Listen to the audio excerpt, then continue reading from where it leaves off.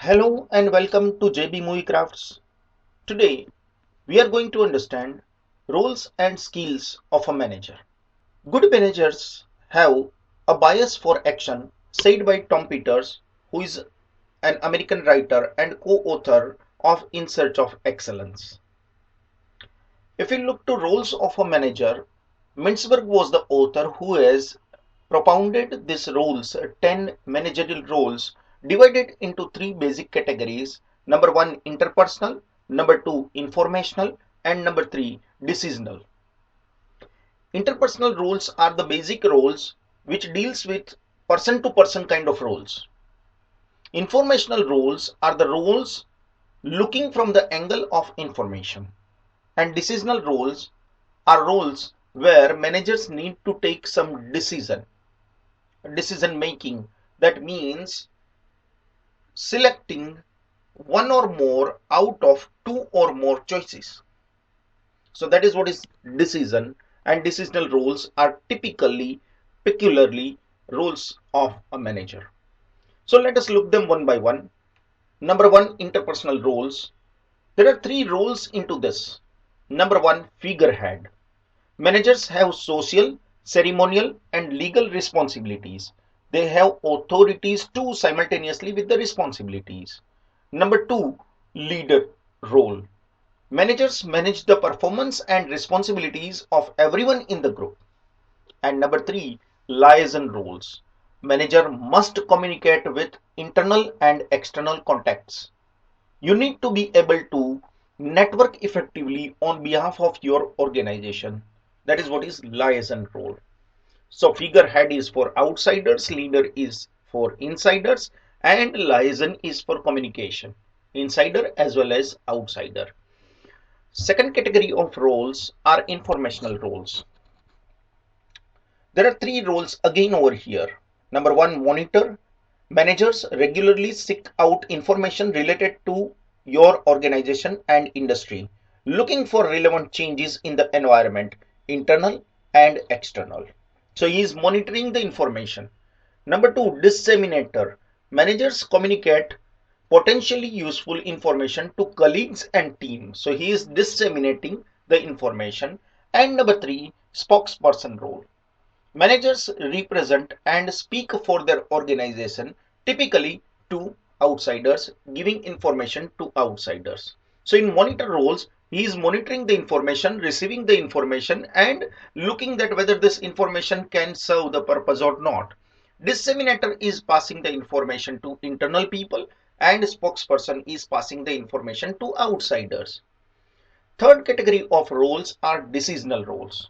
There are four roles over here. Number one, entrepreneurial. Managers create and control change within the organization. That is, solving problems, generating new ideas, and implementing them. Well, change management is a typical character of entrepreneur. Risk taking, innovation, etc. are other characteristics too. But entrepreneurial role is the first and foremost decisional role. Number two, disturbance handler. When an organization or team hits an unexpected roadblock, somewhere some problems are there, disturbances are there, it's the manager who must take the charge. Well, who is going to handle the disturbance? Definitely a manager. Number three is resource allocator role.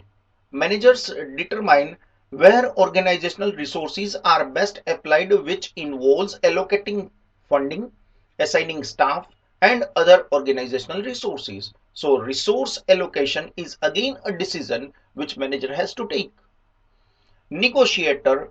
Managers are needed to take part in and direct important negotiations within your team, department, or organization.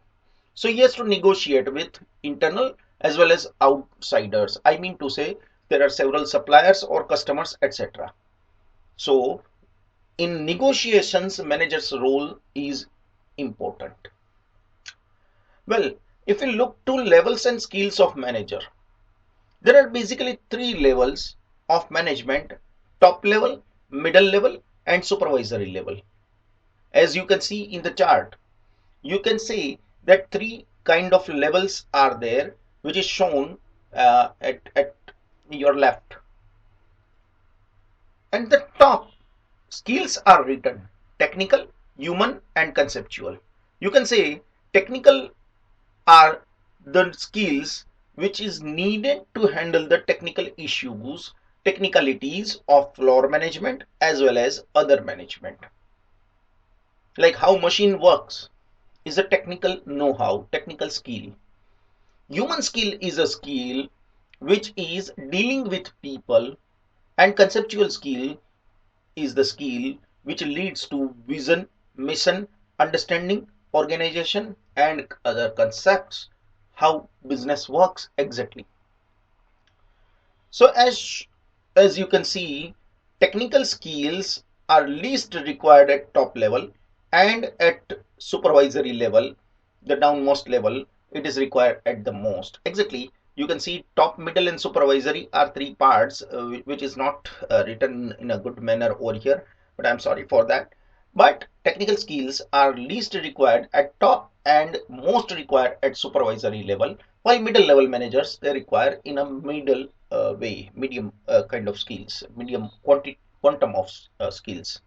Human skills are required as you can say in equal amount for all kind of managers. You can see top, middle, and supervisory. Human skills are required at most. I mean to say in equal amount. You see top level managers are leaders, are figurehead, have to go for liaison, and they are even communicating with middle level managers. Middle level managers communicate at top level as well as supervisory level managers, while supervisory level managers talk to or communicate to middle level managers, as well as you can say there are several executives, or you can say even the workforce which are working in the organization. So they have to be need human skills in almost equal quantum. Of course, of course, the kind of human skills required are different, but quantum is almost same or similar. Conceptual skills are least required at supervisory level managers. They may not be knowing where business is going exactly, but top level they must need conceptual skills, and it is in great quantum they require. So technical skills top to bottom, it goes in increasing, while conceptual skills goes decreasing, and human skills are required in almost equal amount. Please share and subscribe JB Movie Crafts. Thank you.